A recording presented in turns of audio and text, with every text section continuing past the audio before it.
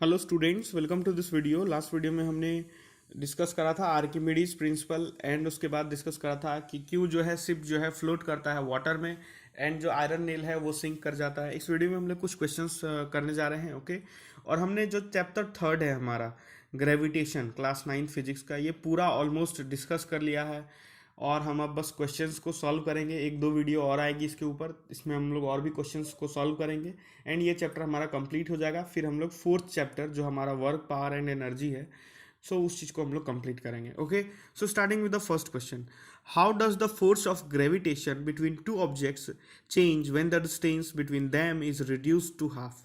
देखो, force of gravitation between two objects का formula क्या था हमने पढ़ा। देखो, ये capital G m1 m2 divided by R square. मान लो दो ऑब्जेक्ट हैं जिसका मास है m1 एंड m2 और वो r डिस्टेंस पे प्लेस्ड हैं, तो उनके बीच का जो ग्रेविटेशनल फोर्स है वो क्या होता है, F equal to capital G m1 m2 by R square, where capital G is universal gravitational constant.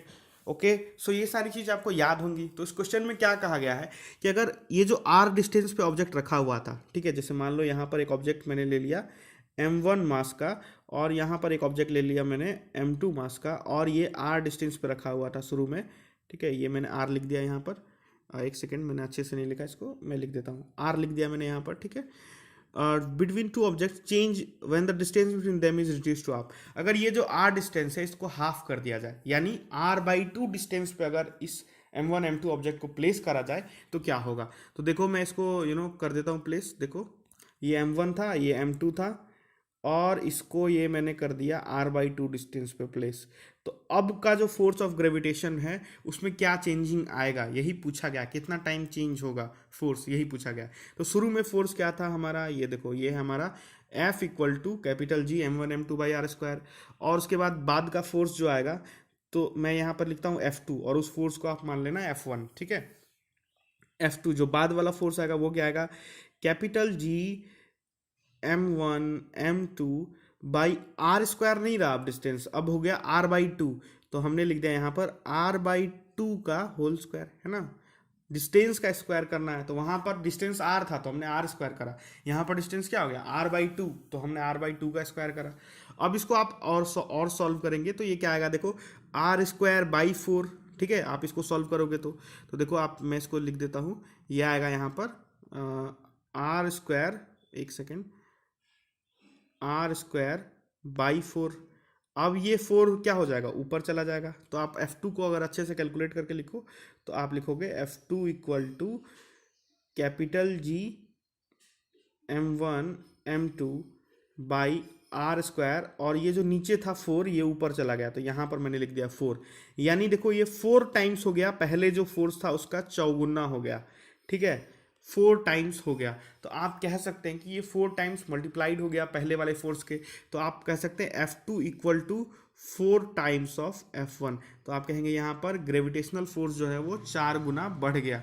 ठीक है, तो आई होप आपको ये क्वेश्चन समझ आया होगा, आपको कैसे सॉल्व करना है। ठीक है, हम लोग नेक्स्ट क्वेश्चन की ओर बढ़ते हैं। नेक्स्ट हमारा क्वेश्चन है, देखो, the volume of 50 gram of a substance is 20 centimetre cube. If the density of water is 1 ग्राम पर cubic centimetre, will the distance will the substance float और सिंक। देखो, एक ऑब्जेक्ट है और उस ऑब्जेक्ट का, उस सब्सटेंस का मास क्या है, 50 ग्राम, और उसका वॉल्यूम क्या है, 20 सेंटीमीटर क्यूबिक सेंटीमीटर। ठीक है, तो उसका डेंसिटी निकालो। तो हमने लिखेंगे रो ऑफ सब्सटेंस, तो मैंने लिख दिया रो एस, यानी डेंसिटी ऑफ सब्सटेंस। तो क्या होगा, मास बाई वॉल्यूम। तो मास कितना है, 50 ग्राम, बाई वॉल्यूम कितना दिया हुआ आपको, 20 क्यूबिक सेंटीमीटर, है ना। तो अगर आप इसको यहाँ पे सॉल्व करो तो ये कितना आ जाएगा, रो ऑफ एस यानी डेंसिटी ऑफ सब्सटेंस कितना आ जाएगा, 2.5 ग्राम पर क्यूबिक सेंटीमीटर, है ना। ये आ जाएगा 2.5 ग्राम पर क्यूबिक सेंटीमीटर। और वाटर का डेंसिटी कितना है, रो ऑफ वाटर कितना है बताओ, 1 है ना। रो ऑफ वाटर कितना है, 1 ग्राम पर क्यूबिक सेंटीमीटर। इसको मैं अच्छे से लिख देता हूँ, रो ऑफ वाटर 1 ग्राम पर क्यूबिक सेंटीमीटर, है ना, क्यूबिक सेंटीमीटर। और ये रो ऑफ जो हमारा सब्सटेंस आया, ये कितना आया, यह आया 2.5 ग्राम पर क्यूबिक सेंटीमीटर, है ना। तो ये आपका आ गया 2.5। तो अब एक चीज़ बताओ, वाटर का जो है यहाँ पर डेंसिटी कितना है 1, और यहाँ पर जो सब्सटेंस है उसका डेंसिटी कितना है 2.5, यानी डेंसिटी ऑफ सब्सटेंस क्या है, ज़्यादा है वाटर से। तो ये जो ऑब्जेक्ट है वो क्या हो जाएगा, सिंक हो जाएगा, वो डूब जाएगा। क्योंकि मैंने आपको बतलाया था कि किसी भी चीज़ की अगर डेंसिटी अगर वाटर से ज़्यादा हो गई, अगर उस वाटर में उसको आप वाटर के सरफेस पर ले जाओगे तो वो सिंक हो जाएगा। So I hope you are clear with this concept. Okay, now coming to the next question. Next question आप स्क्रीन पर देखो, what happens to the force between two objects if the mass of one object is doubled. देखो force के साथ क्या changing आएगी अगर उसके मास को डबल कर दिया जाए। ठीक है, तो मान लो एक फोर्स हमने लिखा F1 इक्वल टू, शुरू में फोर्स है G M1 M2, ठीक है, M2 बाई आर स्क्वायर, और बाद का फोर्स हमने मान लो यहाँ पर ऊपर में लिख रहा हूँ मैं, देखो F2 इक्वल टू लिख दिया कैपिटल G, और किसी एक M1 या M2 में से किसी एक का मास डबल कर दो, दो गुना कर दो। तो आप मान लो मैंने M1 का मास 2 टाइम्स लिख दिया, तो मैंने लिख दिया 2M1 into M2 by R square, है ना। अब आप इसको और भी ज़्यादा सॉल्व करके लिखोगे तो आप देखो इसको कैसे लिख सकते हैं, F2 इक्वल टू 2 को इधर बाहर निकाल लो, और यहाँ लिख सकते हैं आप GM1 M2 by R square. तो देखो F2 जो है ये 2 टाइम्स हो गया, यानी मास बढ़ाने से फोर्स जो है दोगुना हो गया। सो आई होप आपको पहला क्वेश्चन समझ आ गया होगा।